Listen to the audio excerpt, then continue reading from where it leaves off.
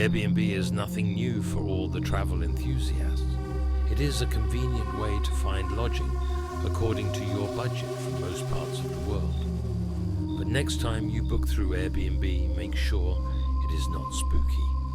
1. A chilling Airbnb experience in Colorado. One evening, I decided I needed a break from my daily life and planned a vacation. Colorado seemed like a perfect place, a mix of mountains, fresh air, and peace. I booked a small cabin through Airbnb in a quiet, remote town. The pictures looked perfect, and I thought this would be a peaceful escape. After a long 10-hour drive, I finally arrived at the town late at night. The place was very empty, with no signs of life. The streets were dark and lined with old, creaky houses that looked like no one had lived in for years. Feeling a little scared, I drove on, hoping my cabin would provide some comfort. When I reached the cabin, I quickly realized how isolated I was. It was in a dead end, surrounded by a few other cabins, all dark and empty. After unpacking, I settled into the cozy but small space. But as night fell, I noticed something odd. A car pulled up outside one of the neighboring cabins and stayed there with its headlights off. No one got out. I tried to ignore it, telling myself that it was nothing. But when I went to bed later that night, I felt a strange sensation, like someone was watching me. I opened my eyes to see a man standing outside my window, staring straight at me. My heartbeat increased. I lay frozen in fear as he stood there for what felt like forever. Eventually, he disappeared into the darkness. Later, I heard footsteps inside the cabin. I was paralyzed with fear. Someone was in my home. I could hear their heavy footsteps getting closer to the bedroom. Then, suddenly, the front door opened and slammed shut. The intruder was gone. I stayed awake the entire night, too terrified to sleep. The next morning, I packed my things, reported the incident to the police, and left the cabin. Although the police didn't seem too concerned, I couldn't shake the feeling of being watched. What had started as a peaceful vacation turned into a nightmare. Now, whenever I travel, I'm much more cautious about staying in remote places. Mysterious lady.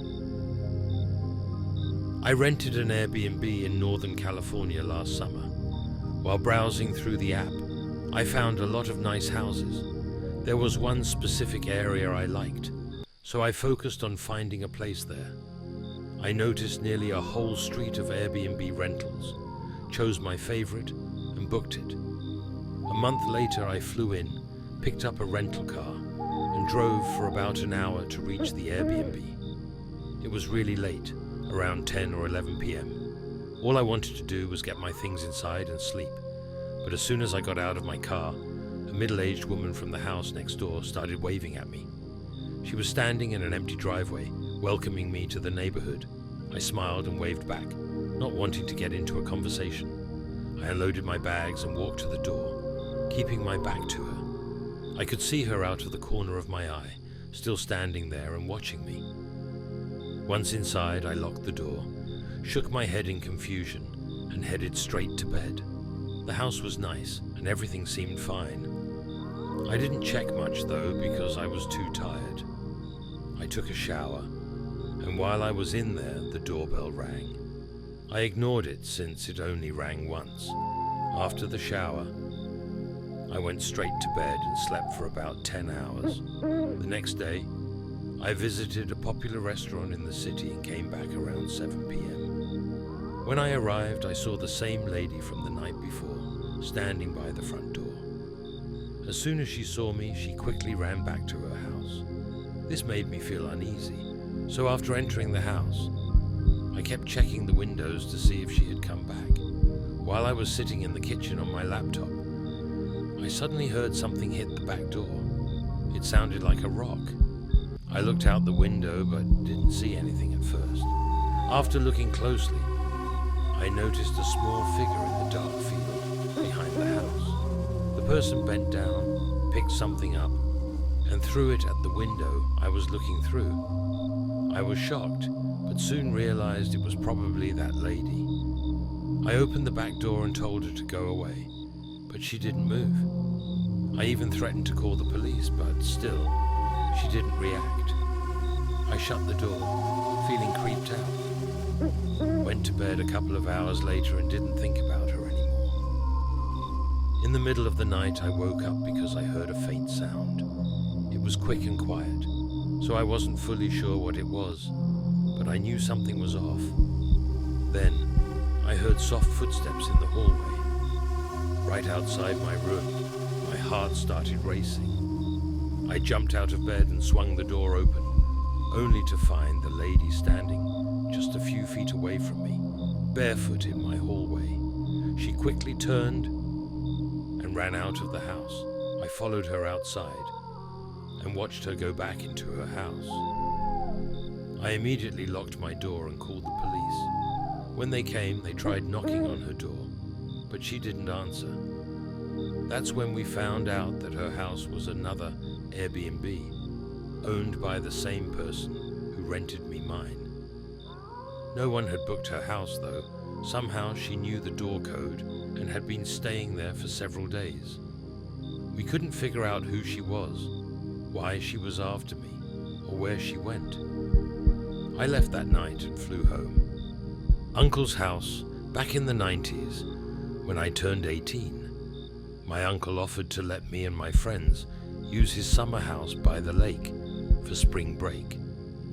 My uncle was wealthy, owning several lounges in Vegas and LA, but I only saw him occasionally since he spent most of his time in Vegas. His lake house was in Antioch, Illinois, just a 20-minute drive from where my family lived in Pleasant Prairie, Wisconsin. My best friend Tim and I arrived the night before the others to prepare everything. The house wasn't massive, but had a pool, hot tub, and a game room in the basement filled with pinball machines and a pool table. While giving Tim a tour, we noticed the basement door had new locks, which I thought were there to protect my uncle's valuable stuff. After the hassle of finding the keys, we got inside and noticed a strange door in the corner of the basement, with a desk in front of it. Inside there were several boxes and 4 massive gun safes. My uncle wasn't a hunter, so Tim and I were puzzled about why he had so many guns. Tim wanted to dig through the boxes, but I didn't want to invade my uncle's privacy. A few days later, though, my other friends became obsessed with the idea that my uncle might be hiding something. Inside, I found pipes, cigars, and tons of letters. As I looked through them, I found letters with my name, my parents' names, my sister's name, and even my cousins' names, along with our schools. What was even scarier was that next to each name was a description of how we would die. Later, my uncle passed away and nothing happened to my family. While Airbnb offers the promise of unique and affordable stays around the world, these terrifying stories give us the message to remain cautious when booking a rental. Though the majority of stays are safe and enjoyable, it's always wise to prioritize your safety and well-being, ensuring that your next adventure doesn't turn into a real-life horror story.